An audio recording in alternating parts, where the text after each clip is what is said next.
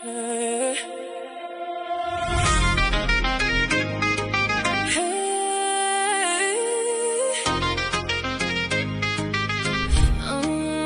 e harro kush je. Shqipja jeton të ne.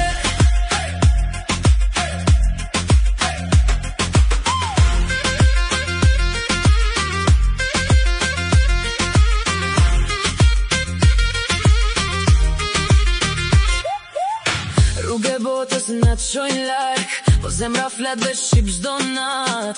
Dy kultura, një identitet, gjua jon është krenari vet. Mos e humba atë të vjetër që na lidh me njëri tjetrin. Kur thua nan, kur thua atë, shpirti zgjohet menjëherë. Gjuha shqipe nuk duhet humbur, është flamur që s'duhet ulur. Edhe larg edhe në mërgim, shqip do flasim pa mbarim. Gjuha shqipe nuk duhet humbur, është flamur që s'duhet ulur. Edhe larg edhe në mërgim, shqip do flasim pa mbarim. Fol shqip me zemër, mos e lër të tretet, se gjua jon është dritë. Shqip do flasim gjithë jetën.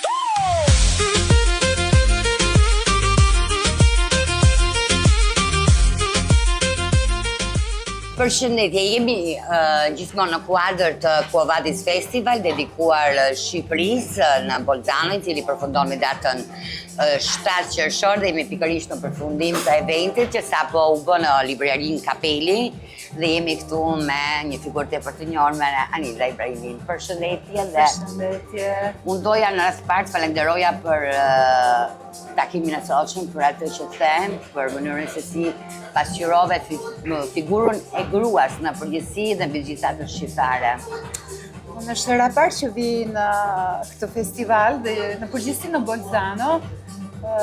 Quo Vadis ishte një zbulim për mua si festival, por surpriza më e madhe këtij festivali ishte komuniteti shqiptar që gjeta këtu, edhe jam shumë e mrekulluar, nuk di të gjej fjalët e duhura, sepse ju gjeta shumë prezent, shumë të organizuar, shumë më mbushet zemra duke parë gjithë këto arritje, jeni domethënë një forcë e madhe edhe jetës, përditshme jetës kulturore dhe jo vetëm kulturore të zonës së Bolzanos. Kështu që kënaqësia është imja, jam Jemi të nderuar sepse ne kemi pas me vërtet mundësi të takojmë ata shqiptarë që unë them janë përfaqësuesit tanë pasaporta jone ndirit, të cilët kanë ardhur dhe kanë folur me qytetin dhe na kanë dhënë mundësinë që të na njohin më thellë edhe për të kuptuar se kush jemi. Unë kisha përgatitur në fakt pyetje të tjera, po më pëlqen ta bëj si bisedë, sepse në librat e tua ti shkruan shpesh për gratë, shkruan për histori, migrimi, kujtese. Çfarë do të ishte një mesazh i yti në këto vite, sepse ne folëm pikërisht për se si ka ndryshuar, disa gjëra kanë mbetur ende të njëjta, por disa gjëra kanë ndryshuar. Kush do të ishte mesazhi yt për sa i përket folën për rolin e gruas, sidomos në këtë pikë? Është e vërtet, në romanet e mia unë kam folur vetëm për figurën e gruas shqiptare. Qëllimi në momentin e parë ishte për të treguar gruan shqiptare jo si viktim. Ka qenë një imagjinat kolektive që imagjinon të gratë shqiptare të gjitha në një farë sotomisione drejt burrave, dhe nuk kishte diçka që nuk më dukej e qartë, dhe nëpërmjet librave të mi doja dhe ta tregoja me të vërtet figurën e gruas shqiptare 360 gradë. Figurën e një gruaje shumë të fortë në të vërtet, jo vetëm viktim.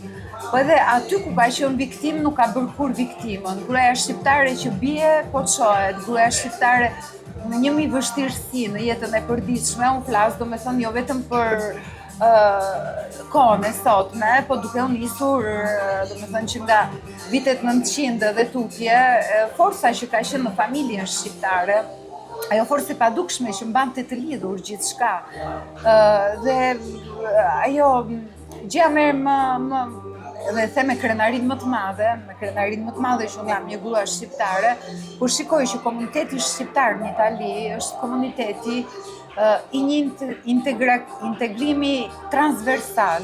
Është komuniteti për të marrë shembull, është komuniteti më i integruar absolutisht. Dhe në këtë komunitet figurën dhe peshën apo rolin, meritën, a mund të themi meritën më të madhe, e japin e kanë gruat shqiptare. Ato gra që erdhën për krah burrave në datën e parë të 90-s, të 97-s dhe të tjera. Dhe ato gra që krijuan familje, që shkolluan fëmijët, që bën imprezat e tyre. Janë shumë impreza feminine të grave shqiptare dhe jo vetëm se ne flasim me numra vetëm për imprezat e burrave. Ato gra që arritën të shkollojnë fëmijët. Ne jemi vetmi komunitet që në kohë kaq të shkurtër i shikon brezin e dytë, i shikon doktora, i shikon inxhiniera, i shikon në art, në kulturë, i shikon në të gjitha sferat e jetës. Në fakt kjo është me vërtet i flet dhe unë emocionojmë, sepse ne përjetojmë në Bolzano këtë që sapo the për shembull unë punoj vetë në ndërmarrjen shëndetësore të Bolzanos dhe kemi një numër mjekësh pafund. Një vajzë nga bashkëpunëtorët tanë në radio dhe është pjesë e këshillit drejtues, Artur Komit, është shkojësi studente për të studuar mjekësi në Innsbruck dhe është mbajtur si kirurge në spitalin universitar pra gruaja shqiptare. Më pëlqen të ndaloj ke figura e gruas shqiptare, me vërtet është ajo forca trajnante emigracionit, janë ata të cilët hapon, unë them shpesh, unë jam mirënjohëse brezave të para, ata që emigruan në fillim, sepse ndërtuan për ne. Dhe më pëlqeu gjatë takimit kur the një frazë që me vërtet emigracioni shqiptar është për të marrë si shembull, sepse është me vërtet i veçantë. Në këto vite jemi shembull perfekt i integrimit.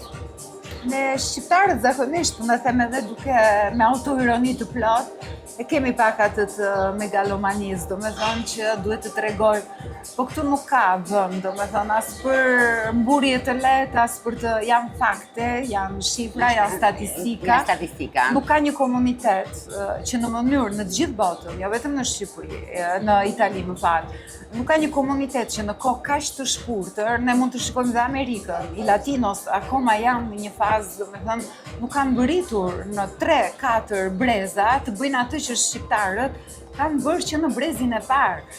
Brezi i parë i shqiptarëve i gjën si edhe ju aty ku punoni, i gjën në komunën shtetërore, i gjën në l'amministratën shtetërore italiane, po nuk është brezi i dytë ky, është që brezi i parë. Që brezi i parë që u formua, brezi i parë që bëri konkurset publike, brezi i parë që shkolloi fëmijët, brezi i parë dhe nuk është pak, është një është për të treguar që sa krenara bën këtë. Është për të treguar që integracioni është i mundur.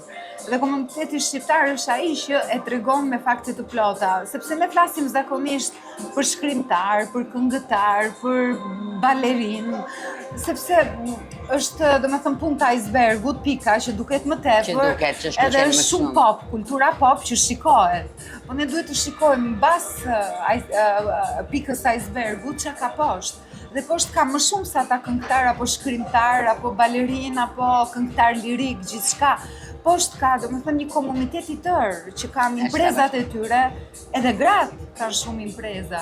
Një komunitet i tërë, domethënë, që ka arritur të shkollojnë në një mënyrë ekselente fëmijët e tyre dhe që janë, domethënë, pas një dallim ecin me të njëjtin hap të shoqërisë së odiernë, të shoqërisë së sotme italiane. Për këtë dua të flasim, për njerëzit e thjeshtë, për njerëzit normal që erdhën. Ata që do të bëjnë më pak lajm. Ata që bëjnë më pak lajm, po lajmi aty është, sepse është një komunitet i tërë. Është një mas komuniteti. Lajmi nuk e bën një shkrimtar, lajmi nuk e bën një artist, një balerin. Lajmin e bëjnë 500 apo 600.000 persona që janë integruar në çdo segment të jetës italiane. Pas një lloj dallimi, pas një lloj kompleksi. Dhe kjo është forca e grave me ne. Ato gra që i mbajtën familjet, që në momentin e parë të mbëritjes, ato gra që krijuan imprezat e burrave tek e fundit. sepse janë gratë edhe mbas tyre, kështu që unë nuk do të mbaroj kur të flas, nuk do mbaroj kur të jem aq krenare për gratë shqiptare, për figurën e gruas shqiptare, që edhe në momentin kur ka qenë viktim nuk ka bërë kur viktimën. Nuk ka bërë kur viktimën, ka përveshur mëngët. Ka përveshur mëngët dhe është shuar dhe ka ecur. Kështu që kjo është kreneria me madhe. Mund të flas për këtë temë me orë, sepse me të vërtetë e kam shumë në zemër, është pjesë e jetës tonë të përditshme. Çfarë do të ishte një mesazh që do jepte Anilda grave shqiptare në këtë moment? Nuk ka nevojë për mesazhe, sepse gratë shqiptare në Itali E bëjnë vetë. e kanë bërë vetë atë që duhet. Nuk ka nevojë për asnjë mesazh. Gratë shqiptare kanë demonstruar da expat, da migrante, da gra që kanë dashur, është dashur, më fal, të krijojnë nga e para, që janë nisur domethënë në mënyrën edhe më dramatike, kush me Gomone, kush me Anije, kush me domethënë në mënyrën që niseshin gjithë shqiptarët, historia jonë kolektive, Është historia jonë kolektive, ajo është historia jonë kolektive. Dhe janë pa ato gra që s'ka nevojë për mesazhe sepse ato bën të mundur, atë që ne shikojmë me sy tanë sot. Dhe sa gratë suksesshme kemi pafund. Janë shumë të pafund, është që na bëjnë të ndihemi krenar dhe janë ato jetët e vogla, më thonjza, ato jetët e përditshme, ato jetët e këtyre grave që kanë lëvizur në një terren të panjohur, që kanë dashur të krijojnë, është dashur të krijojnë identitetin e tyre, të mësojnë gjuhën, të mësojnë çdo gjë në një vend. Unë them që nuk ka grua më të fortë se sa gruaja expat, migrante, gruaja migrante që ikën me një valixhe, me një familje, pa rreth familjar, pa rreth shoqëror, pas një bazë dhe ndërton jetën nga e para, duke u dhënë një të ardhmë me fëmijëve dhe duke i dhënë dinjitet vetes së saj in primis. Kështu që jam shumë më emocionon shumë. Jam shumë e gëzuar, domethënë për këtë arritje, edhe është merita jonë, jotja ime, dhe gjitha grave shqiptare që jetojnë në Itali. Edhe unë doja t'ju falenderoja sepse zbulova një komunitet, një pjesë Shqipërie që nuk ekziston në shumë qytete të tjera, ju shikoj shumë të organizuar, shumë të lidhur me njëri tjetrin. Për këtë falenderojmë të vërtetë secilin nga shqiptarët që jetojnë Bolzanës, sepse është merita e secilit prej tyre.